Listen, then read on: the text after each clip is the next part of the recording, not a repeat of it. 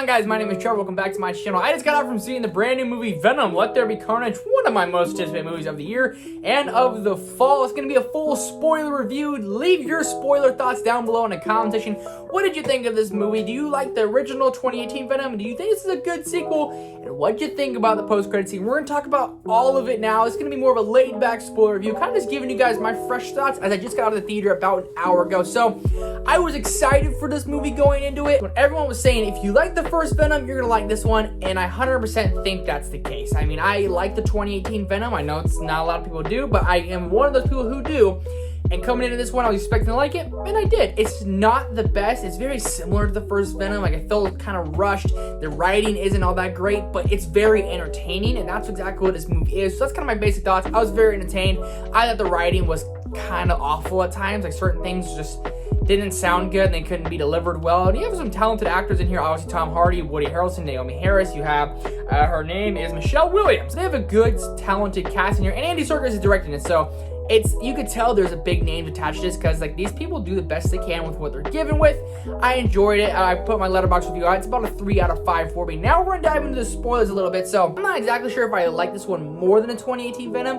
I'm starting to think that I do just a little bit, just because we get more of Eddie Brock and Venom. And this movie works best as a bromantic comedy. The bromance is there, and Eddie and Venom have this internal struggle, and that's kind of like the whole, basically, front half of the movies. They're kind of bickering back and forth.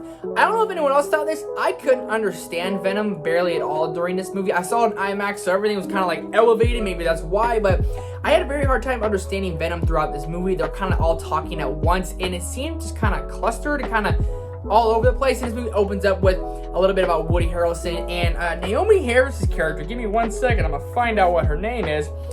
She plays Frances Barrison and Shriek. So she has this power where she can, like, scream really loud, which does not go well with Venom, obviously. But we have a little kind of prequel-esque beginning of talking about Woody Harrelson and Naomi Harris, that they're in love. I felt like that just got breezed through, like, really, really fast. Kind of, okay, boom, boom, boom, boom, and here we go, into Venom. That's kind of how this movie felt. Like, everything was rushed and crammed together, and it's only an hour and a half. Maybe that's why. I'm guessing that actually is probably why, because it's only an hour and a half. They kind of had to fit so much things in here, but it's Eddie and Venom majority of the first half of the movie. When Woody Harrelson does come in, about 20-30 minutes in, he's a very interesting character. Woody Harrelson, to me, is the best performance in this movie as Carnage, as Cletus Cassidy. I mean, he plays a psycho very, very well. As my girlfriend and I both said when we walked out, said Woody Harrelson played a very good psychopath, and he does really well as Cletus Cassidy in this film. So when he comes in, and actually how he becomes Carnage, I was wondering how they do it. He bit Tom Hardy's Eddie Brock with Venom, and like he's a nasty, so he licked the blood, and he's like, I've had blood before, tasted blood before, and that's not it.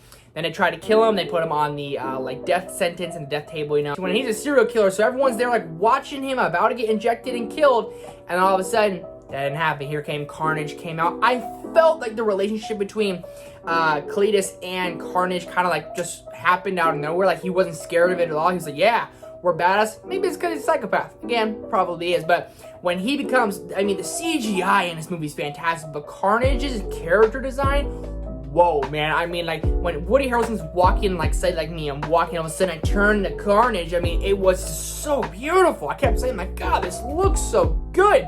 And Carnage is a straight badass. So that kind of happens, and he's going around causing terror, all these different things, trying to get to the love of his life, who is Frances Barrison, played by Naomi Harris. Naomi Harris is always good. She played Tia Dalma on the Pirates of the Caribbean movies, if you didn't know. So he's going after her, and someone just, that's my life. Someone just drives super fast in their car. I hate you. But so Eddie Brock and Venom, they're having this, like, kind of like basically have a breakup in the movie. Venom leaves them, kind of goes to different people, and he ends up like killing all these different people because they cannot handle Venom the way Eddie Brock could handle him. They have a breakup, and I felt like that's maybe where the movie kind of hit a little lull. Eddie Brock's kind of doing his own thing, but he's doing a little more investigating, getting back on his horse a little bit, kind of get back to his normal life.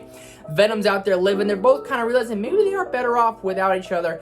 Obviously, that's not the case. They need each other to be together. So they have a little breakup. They come back in. Michelle Williams' character isn't in the movie all that much. She kind of brings them back together. She plays the character of Anne. So when Anne's getting Venom, because Venom loves Anne, she gets Venom. They gotta go back with Eddie. And Eddie and them, they have a showdown. Kind of like the first Venom, they have a showdown one-on-one. There's sound involved. There's fire involved. So Venom versus Carnage, and I mean, this battle is just epic. It's awesome. And Naomi Harris, she plays obviously Shriek, Frances Barrison, and she tries to scream, and Carnage is kind of showing that he's going to take over Cletus. Cletus loves Francis, and Carnage is really about there to take over the world and be this awesome, menacing person. The Carnage character design is great, but the fight between Carnage and Eddie, dude, it's epic, it's awesome, it's action-packed.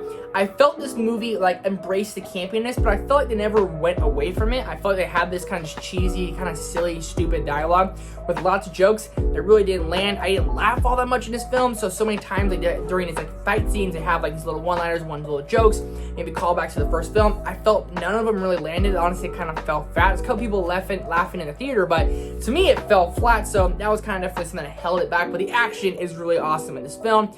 Obviously, they kill Carnage, and Cletus Cassidy gets his head eaten off by Venom. It wasn't an anticlimactic ending by any means. The end action was absolutely awesome. I mean, it looked brilliant, and it ended with Venom and Eddie. They're together, because they need each other, and they're on a beach. They're looking out on the beach, and the movie really ends, and I was fine. I left the theater. I was happy with that. When the movie ended, credits started rolling, I said, I'm okay with that, because I was entertained. It is a very entertaining movie. But then people got to talk about the post-credit scene. So everyone's saying this is the most epic, brilliant thing of all time. I'm never going to go that far, ever saying something. I think it was awesome. So obviously we know in the new No Way Home movie from the trailer that Doctor Strange is performing a spell, and like that all happens. So the post-credit scene is where obviously the spell happens, and Eddie Brock and Venom kind of experience it. They see it happen. Peter Parker comes on the screen.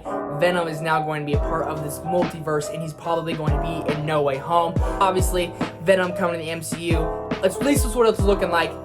I'm all for it, and I'm not exactly sure why Venom and Eddie Brock hate Peter Parker, but they're gonna come after him, and it's gonna be awesome. And Sinister Six, it looks like Venom might be a part of them. The end credit scene definitely was pretty awesome, and overall for all this movie was definitely entertaining. It sounds like I kind of was pooping on it a little bit. I was very entertained. I did enjoy it. 3 out of 5. Leave your spoiler thoughts on Venom down below in the comment section. What did you guys think of it? Definitely hit the like button, definitely hit the subscribe button. Lots more videos coming this week and rest of the year and rest of the month. A lot of spooky stuff. You can see by the set.